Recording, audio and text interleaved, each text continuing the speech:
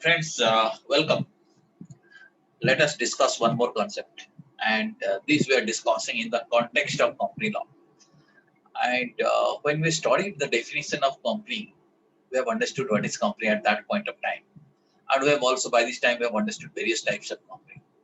And the nature of this company varies depending upon its type. Suppose the nature of private company is different and nature of public company is also different. Nature of government company and its characteristics are different. Even if there are differences between these type of companies, there are certain things which are common, or you can say certain characteristics are common. One of that important characteristic is that company is a separate legal person. In our initial classes, I had introduced you to this topic, this concept, that company is separate, company is different from its members. Okay, company you can say it is a separate person. So we'll be discussing that concept today in detail. Going to share screen with you.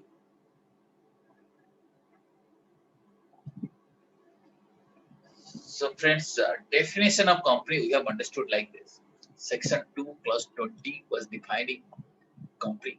It means a company incorporated under this act or under any previous company law.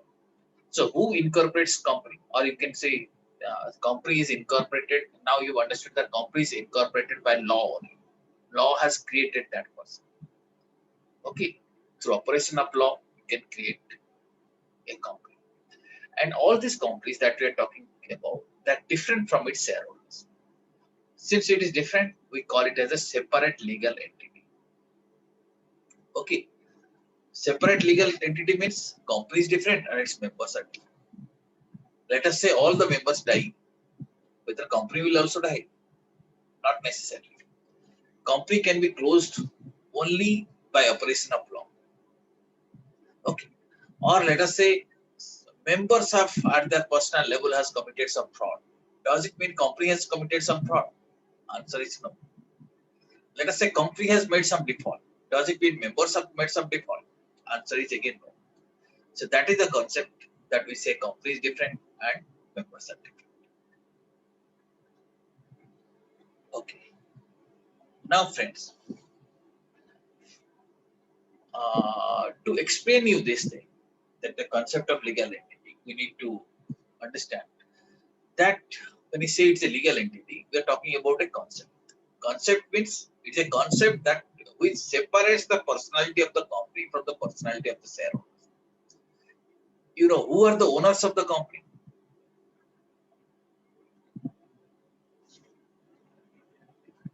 Can you tell me? Who are the Those who owners? have maximum number of The shares. shareholders. The shareholders Shareholders are are the the owners of the company. Okay. Shareholders are the owners of the company. But how the company is managed, who manages the company? If you see, company is managed not by, you see, all the shareholders not necessarily participate in the day-to-day management of the company. Company is managed by a board. Is it? We call it as the board of directors. So these board of directors are in fact agents of the company. Sorry, agents of the shareholder. Okay. Company is owned by the shareholder, and shareholder, it is the shareholder who have appointed their agents to manage the company. Okay, understood the concept. So company is different from board. Company is also different from the shareholders. Okay, and this concept protects the shareholders from being personally liable for company's debt and obligation. If the company has taken some debt, whether shareholders should be liable. What do you say? Company has taken a debt, whether shareholders should be liable. No, sir, I think. No, because they're different. Okay, because they're different. Shareholders liability is very much limited. To what extent it is limited? It is limited to the extent of unpaid value of shares, if any. If it is a company which is limited by shares, then the shareholders are limited. Shareholders liabilities are limited to the unpaid value of shares, if any. If some shares amount is unpaid, to that extent shareholders liability is limited. Beyond that, company cannot ask anything. If it is a company limited by guarantee, then shareholders liability is limited to that guaranteed amount, but not beyond that. Okay, that is why we say the liability of the shareholders are limited. Shareholders are not personally liable. Okay, company's debts are company's debt. Shareholders' debts are different. Okay, so you see, it appears there is a very good concept. Company is different, but shareholders are different. But sometimes what happens? Many people take advantages of that. They misuse this concept. Okay, when I say shareholders' liabilities are different, shareholders are different. This concept we call it as the separate legal identity. Company is separate and shareholders are different. So we say in between the shareholders and company there is a veil which we call it as the corporate veil, or there is a curtain. But if people try to misuse it, there is a possibility that the curtain can be lifted. That concept we call it as the lifting of corporate veil or piercing of corporate veil. In certain situations that may happen. So both the concepts are important for us. We need to understand how company is different from shareholders and in what situation this corporate veil can be lifted. Okay, when I say corporate veil means what? It is an artificial veil which creates, you can say, which separates the shareholders and the company. Law separates. That concept is referred to as corporate veil. Are you getting me? Yes. Sir, law separate, but what would be the circumstance, sir? One Yeah, that is example. what we will be discussing now. One by one, we'll be discussing all these circumstances. Okay, Yes. but that is also necessary. In some situation, in some people misuse this concept of separate legal entity. There is a need to lift this corporate. That circumstances we'll be discussing. But first, let us see how that, or you can say to what extent we are understanding first of all the concept of separate legal entity. To understand that thing, how company is different from shareholders, we need to first understand this first case law, or a very important case law, which talks about the doctrine of separate legal entity. Fundamental case, and this talks about one of the fundamental principle of company law. And as you can see, the name of the case law is, can you read it? Solomon versus Solomon Company Limited. Yeah, the Solomon is the person and Solomon and Company Limited is a company. So there is a case between these two people. Let us try to understand this case, what was happening. Okay, first let me tell you the background. So here is a person whose name was Aaron Solomon. Okay, Aaron Solomon was having a shoe business. It was doing good business, nice profit that person was earning. And what happened? Aaron Solomon's after let us say some years, one of his in fact one of his son, he wanted to join the business. So what happened? Aaron Solomon incorporated a company. Earlier, what he was having a proprietorship farm, right? He was having a proprietorship farm, but what he did, he formed a company, and the name of the company was, it's an old English case law. What was the name? Solomon and Co. Limited. Solomon and Solomon and Co. Limited. And this Solomon and Company, what happens? He acquired the business of this proprietorship farm. That means it purchased the business. Already he was having a shoe business, proprietorship farm. This Solomon and Company acquired that business. And for a consideration. Consideration was 38,000 pounds. Understood? Are you getting the background? Sir.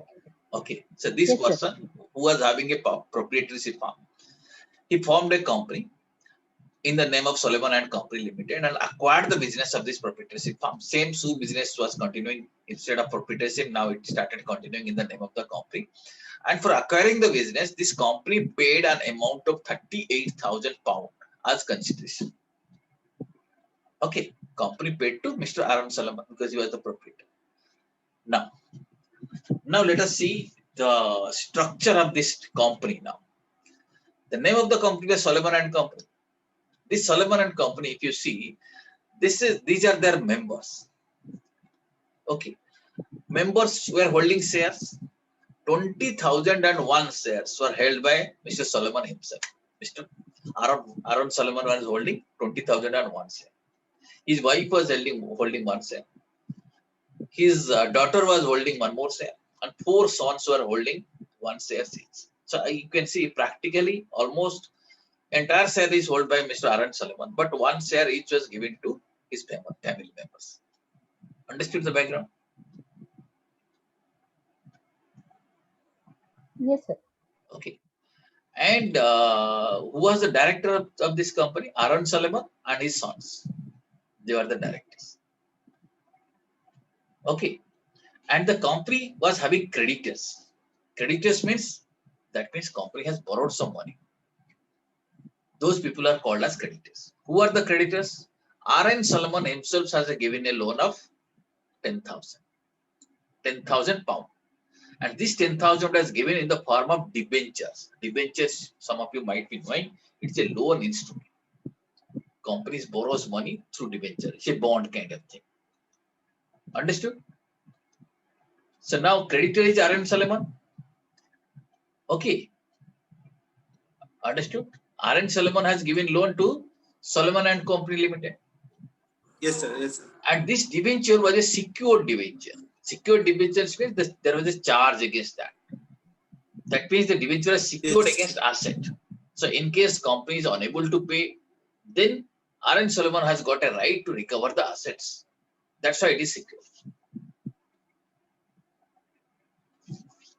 Understood the background? Yes, sir. Okay, Yes, sir. understood. This is the situation. You see, this is the structure of the company, and this is the history that was formed. Initially, few years what happened, company was doing well, but later on what happened, somehow something happened, and the company started incurring losses. Okay, incurring losses, and ultimately situation came at a particular time where the value of the liabilities of the company was 16,000 pounds, and asset was 6,000 pounds. That means assets were not sufficient to meet the liabilities. Is it not? Yes, sir. So liabilities means some other people has given some money, and entire liabilities were 16,000 pounds. Assets were 6,000 pounds. So company is like a bankrupt situation. Assets are insufficient to meet the liabilities. Okay. Now whatever asset the company was having, it was only 6,000. Now there was a dispute that who will take this 6,000 asset. And you see, this liability was 16,000. In this 16,000, Aaron Solomon has given debentures of how much? 10,000. Yes or no? Yes, sir. So Aaron Solomon has given loan of 10,000 and others liability 6,000 and assets are 6,000. Now question is, who will take that asset? Other liabilities holder, they said, you see, this is your company. Is it not? Because you and your shareholders are, your family members are holding the entire shares. You are the directors. You are also the creditors. So you own everything. That is your company. So whatever assets are having, we outsiders, we should take it. Is it not? Okay. Are you getting me? Yes, sir. Yes, sir. But what Mr. Aaron Solomon told, but look, I am a secured creditor. So I have security against asset. When I have secured creditors, I got priority over you. First, I will take my money. If anything remains, then you will take, because you are unsecured creditors, I am secured creditors. Understood? So the entire 6,000, whatever is there, I will take, you will not take. Then these people say, but you and company are same. Then what Mr. Solomon told? No, company is separate. I am separate. And I have given loan to the company, which is secure. Understood? Interesting, sir. So matter went to court of law. And court decided that Mr. Aaron Solomon and Solomon and Company Limited, they are two different persons. Company is different and Aaron Solomon is different. Aaron Solomon as a different person has given a loan to the company, which is secure. Okay, it is secure debenture. So first secured creditors will be satisfied. If at all some money remains, then unsecured people will take. That is the priority. Okay, just because his family member was holding all the equity shares and they were the directors, that doesn't mean that they and company are same. So this is the court's verdict, which gives us the fundamental principle of company law, that company is separate legal entity. This is also referred to as the doctrine of separate legal entity.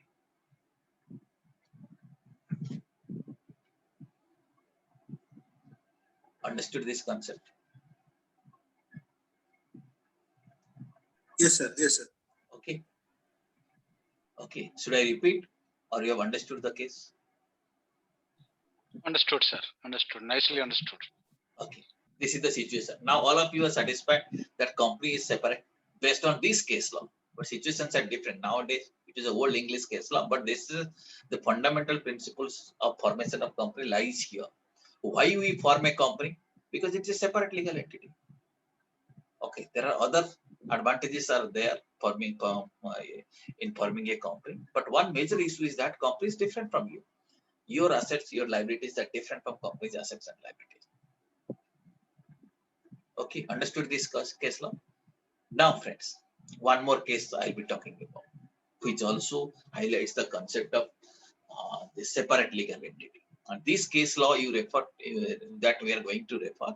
Can you read the case law? This is again one more interesting case law.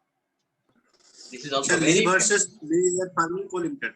yeah, Lee versus Lee's Air Farming Company Limited. Okay, both the case laws are, you can say, fundamental case law. Anyone for studying companies law, we expect them to understand these cases, these two cases at least. There will be four more cases at the initial stage will be discussed. But this case law, you can see there was a person whose name was Geoffrey Lee. Geoffrey Lee was a pilot. Okay, and the name of the company which he has formed is Lee Air Farming. You might be thinking, what is this air farming company? So normally what I understand is that these are certain companies, what they do some kind of farming using helicopters. Exactly what they do, they sprayed fertilizers, pesticides, etc. By using helicopters in very vast areas, they do it. So that kind of business is called as air farming business. So since Geoffrey Lee was a trained pilot, he himself formed a company in his name, Lee's Air Farming Company Limited. And in fact, in that company, he was also the managing director of that company. Let us see what happened, what is the story of that company. Now, if you look at this chart, this Mr. Lee, Geoffrey Lee, he incorporated a company in the name of Lee's Air Farming Company Limited. And if you look at the structure of this company, the company was having 3,000 shares, out of which 2,999 shares were held by whom? You can read it from here. Mr. Lee. Mr. Lee. Mr. Lee. Okay. Okay. And he was also the director of the company. He was also the director of the company. And he was also working in the company as an employee, as a chief pilot. And he was also drawing salary from that company. Because this is also a kind of situation you see, he is all in that company. He is a maximum shareholder, he is a director, and he is also chief pilot of the company. Right? Understood the background? Yes, sir. Yes, sir.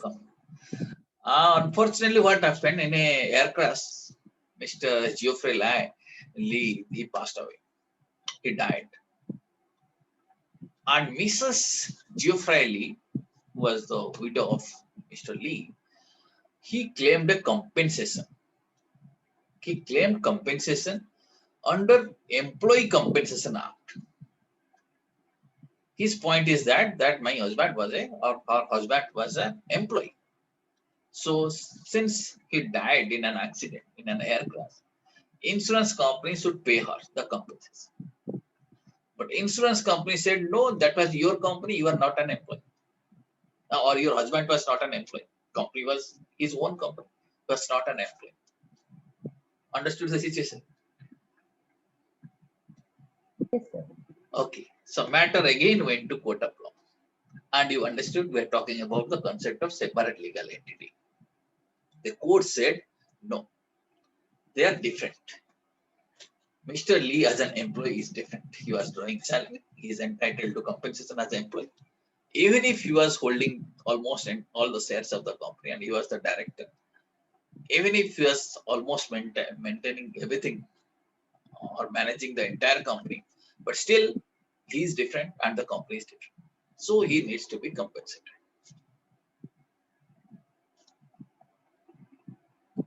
Understood the concept? Yes, sir. So these two fundamental case laws gives us a principle that company is always different from its shareholders. But if this thing goes like this, there is a possibility, or many times many people have also tried to misuse this concept. Okay, in case there is some misuse, then court or the government may sometimes decide, we can say, to go beyond this principle. And the concept of looking beyond this corporate, concept of looking beyond this concept is called as the lifting of corporate veil. At certain necessary situations, only that is possible. Okay. So when you talk about the lifting of corporate veil or piercing of corporate veil, it refers to a situation where shareholders are personally liable for company's debt. That means in this kind of situation, what will happen? Shareholders and company, they'll be considered as one and same person. This is despite of the rule of limited liability and despite of the rule of the separate personality. We know shareholders' liability is limited. Yes or no? Yes, sir. We also know company is a separate person. Yes, sir. But still, in certain situation, we will be saying no, shareholders will be held liable. If we are doing that, we are means it's court give that order. That concept is called as the lifting of corporate veil. That court has tried to lift the corporate veil and look beyond that. This particular principle, that is the principle of lifting of corporate veil, is invoked when shareholders blur the distinction between the corporation and its shareholders. If certain situation, if shareholders, let us say some example, our friends were asking that what is that example, in which situation I will say. Situations are specific only in this situation. Just I'm giving us an example. Let us say some fraud is committed. In that situation, also court may lift the corporate veil or can look into who has committed the fraud. It's not the company, it is the person who are behind the company. So at that time, that is only one example that where court may look beyond this.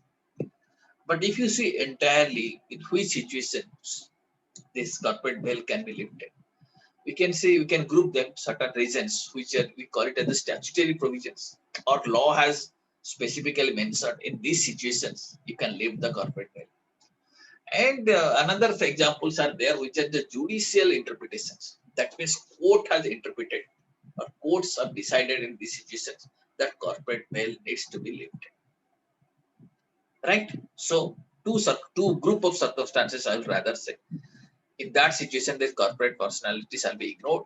First situation is that, can you read it here? Statutory provisions. provisions. Statutory provisions. That means law has prescribed the situation. If you look at the statutory provisions, one is if there is a misstatement in the prospectus. Friends, do you know what is prospectus? Any idea you are having? What is prospectus? Prospectus will be learning separately, but at this stage, do you have any idea about prospectus? Sir, is it about detailed information? Yeah, it is about some information. What kind of information it is?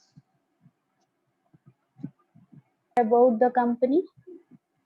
Not exactly the company. You see, it is in fact when you talk about the company law, prospectus means it is an invitation to the public to subscribe company shares.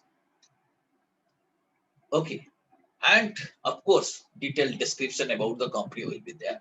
What is that company? What kind of projects it do? What is the kind of risk the company takes? Everything is discussed there. But it's an invitation to the public. That is called as prospectus. So when a company issue equity shares, then definitely they issue prospectus. Okay. So if there is a misstatement in the prospectus, That means saying the company has committed something wrong. Company has disclosed something wrong. And on that basis, company is trying to acquire shares. Company is trying to sell its share capital.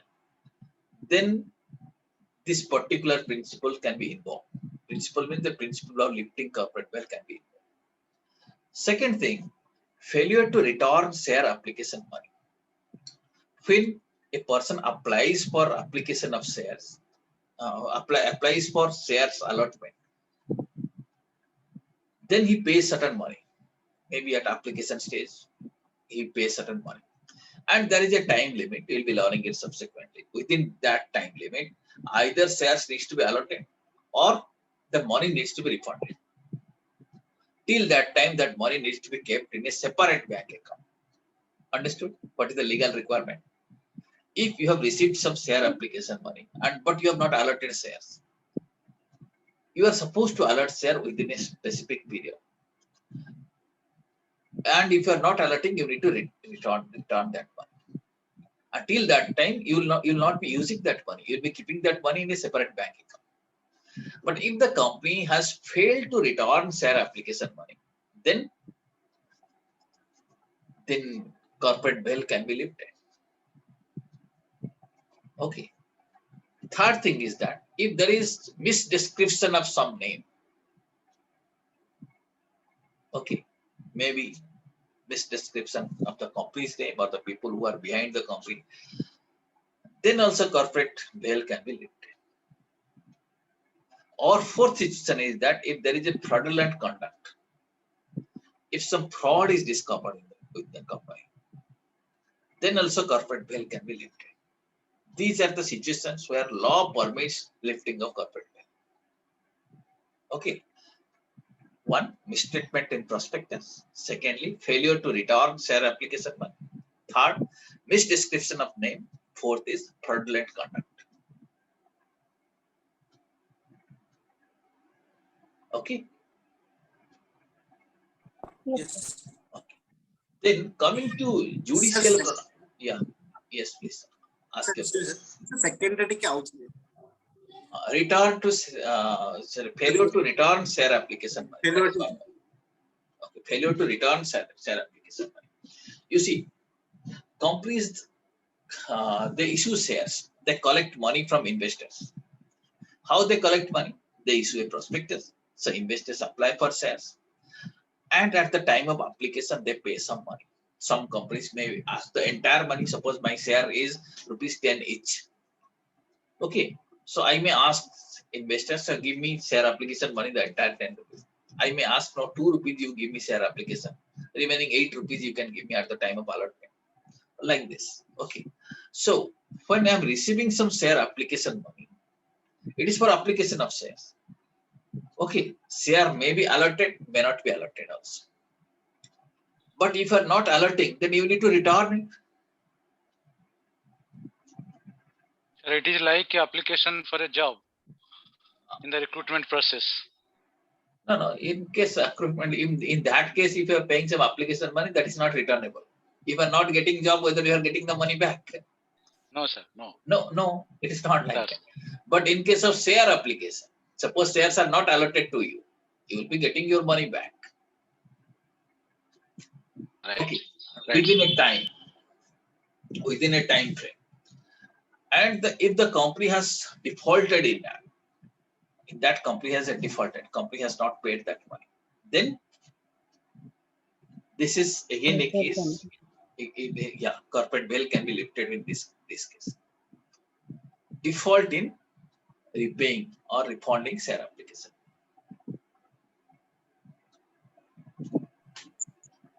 Yes, sir.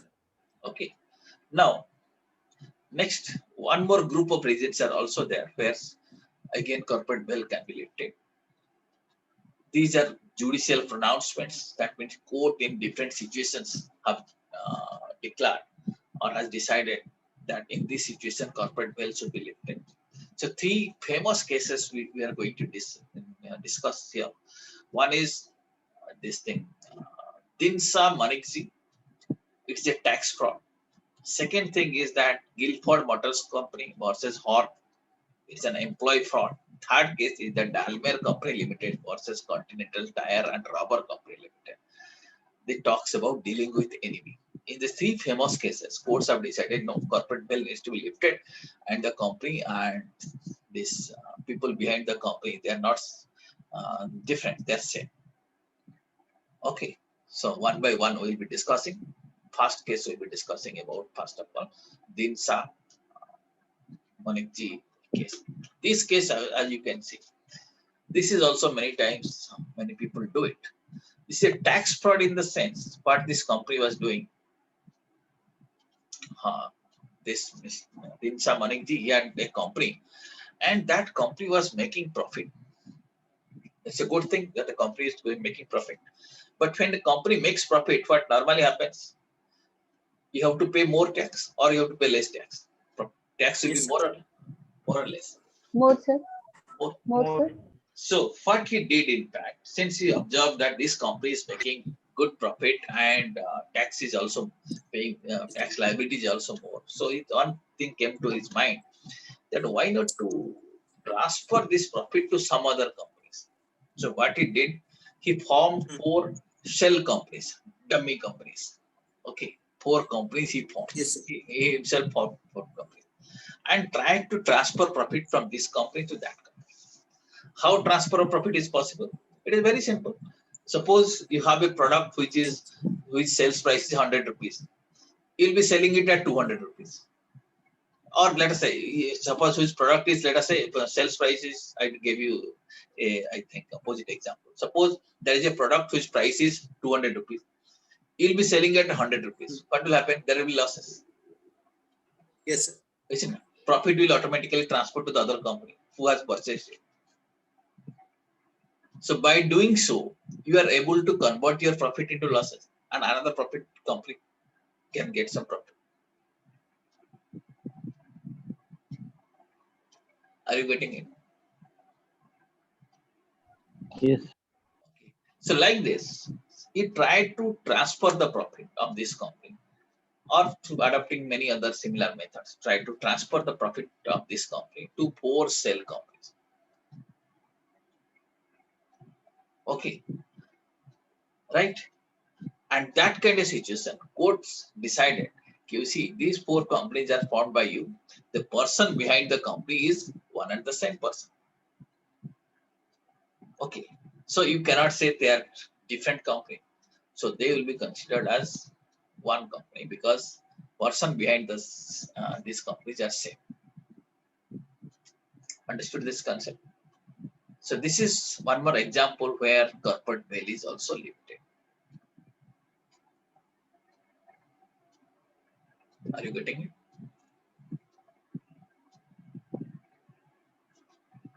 Next, one, Yes, sir. okay, one more example I will give you. This is, you see, this is again an example of employee fraud. Employee fraud. This Guilford Motors versus Horn or Horney also. Some people pronounce it like this.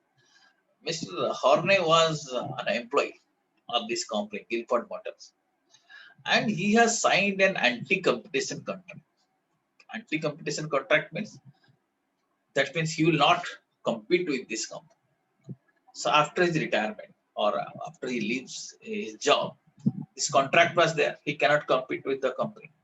Yes or no? That means similar kind of product or similar kind of services he cannot offer for sale. Are you getting me? Anti-competition. Okay. But Mr. Horn was very smart. What he did, he formed a company immediately and started doing almost similar kind of business. Okay. Same that Guilford was doing, same business was doing. And his plea was that, you see, I had signed one anti-competition contract, anti-competition agreement, but I'm not doing anything. This is a company who is competing with you, and company is separate, I am separate. Understood? He said company is separate, I am separate. Okay, I have signed an anti-competition agreement, but company has not signed anything. Understood? But whether he was right, matter went to court of law to decide whether this is right or not, whether actually the contracts are violated or not. But court said in this situation there is a need to lift the corporate veil. Court found that the company and this person are one and same, because the intention of this, for the intention to form the company is to avoid this kind of contract or to commit a fraud. Therefore, corporate veil needs to be lifted. So in this situation also court lifted the corporate veil. Understood? Okay. Yeah. Next case we'll be learning about. You see, you can read the title of this case.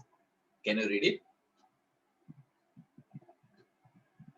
This case also So talks. Delmer Coal, Delmar Co. Limited versus Delmar Continental Company Tire Limited. Tire and Rubber Co. Limited. Yeah, Dalmare Company Limited versus Continental Tire and Rubber Company Limited. This particular case talks about dealing with the enemy. Here also we'll be talking about lifting of corporate veil, which is again one more fundamental concept. Okay, if you look at this picture, you can understand. So there were some German citizens. Okay, and they had formed a company called as Delmar Company Limited.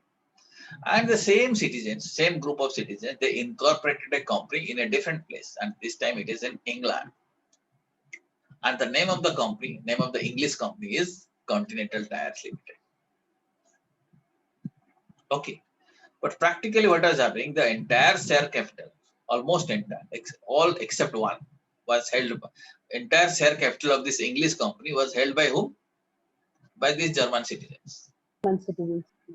Okay. That means these are the in fact German citizens who had formed a company in England. Okay. Understood? Yes, sir. And this German company was supplying material to this England company, English company. Material was supplied, and English company, what it was doing, it was in tire business. It was manufacturing and selling tires.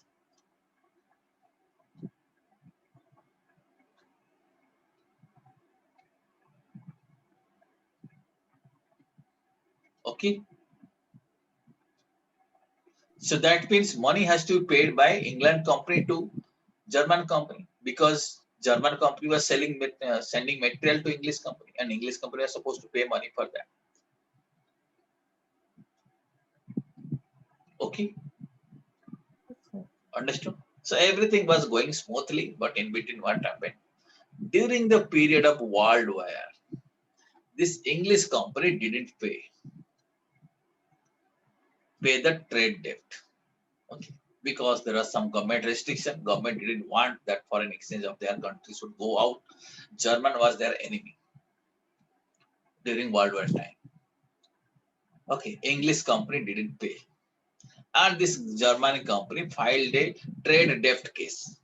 That liability is there. I had supplied material, but this company is not paying. Okay, this company said, or this company's representative said, that whom I will pay?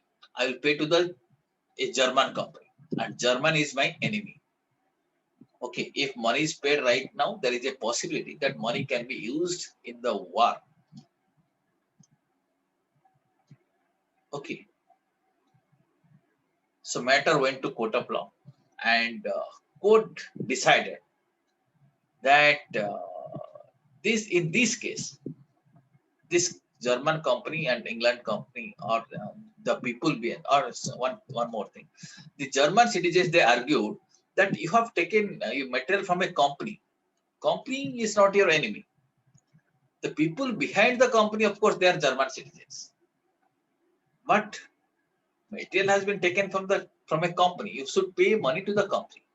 But court said that in this case, there is no separate legal entity concept is valid. We need to lift the corporate veil and really see, really understand that the company and the people behind the company are not different. They are the one and the same company. Therefore, the English company is right, is correct in refusing to pay the debt during wartime. Understood? So this is one more case law where court have lifted the corporate veil. Did you understand all these three concepts? Yes, sir. Okay. So friends, now first we understood that the concept of corporate veil. Two case laws are important. One is Solomon versus Solomon and Company Limited. Second case is Lee versus Lee's Air Farming Company Limited. These two cases tells us that the company and the people are different. But we have seen three more case laws. One is Dimsa Moningji, where in case of tax fraud, courts have held that corporate veil needs to be lifted. Second is Guilford Motors Company versus Horney. Here, employee has committed a fraud in the sense anti-competition contract violation. Third case is a Dalmere Company Limited versus Continental Tire and Rubber Company Limited. In this case also, when you are dealing with the enemy courts, ordered that the company and the members are same. Okay, so this gives us an idea about how companies live, in which situation company and members are different, and in which situation company and members are not different. Okay, and in many cases, when you say company is a separate legal entity, that means none of the liability of the company is the members' liability. Okay. Many times in an Indian context, you find because of this reason, when a companies borrow loan, many situations, the lenders, that is the bankers, they ask for a personal guarantee of directors or anyone, because they feel in case company fails, how they will be recovering their money? From the person, sir. From the person who has guaranteed. Provided that personal guarantee should be there, because they know these persons and company are different. Unless there is a PG or personal guarantee, it will be very difficult to recover that amount. Understood? So this is the, you can say, fundamental thing. In this context, these developments are happening. Concept of personal guarantee and concept of lifting of corporate veil.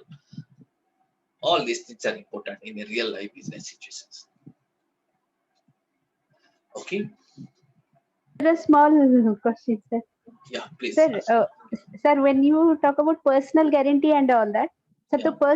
the person who would be playing the role of a guarantor. Yes. So, sir, the bank would go for all these verification of the total amount of, total amount he is having for recovery or all that. Is that this kind of process is also there? Because as company require huge amount of money, sir. Yes. You see, when a person giving personal guarantee and the banker is accepting that thing, so banker is supposed to assess the net worth of that person. Suppose person's net worth is not there, net worth is 5 lakh rupees and he is giving a guarantee of 5 crore rupees. Then bank should be careful to accepting that kind of personal guarantee. Sir, he would not be eligible for that. He will not be eligible. So bankers can verify that thing. Okay. So we can say bankers, that's why bankers are asking for income tax return and all disclosures regarding asset. Why they're asking? They're asking to verify that whether this person's net worth is there to give this kind of personal guarantee or not. Got it, sir. Okay. Any other query you have?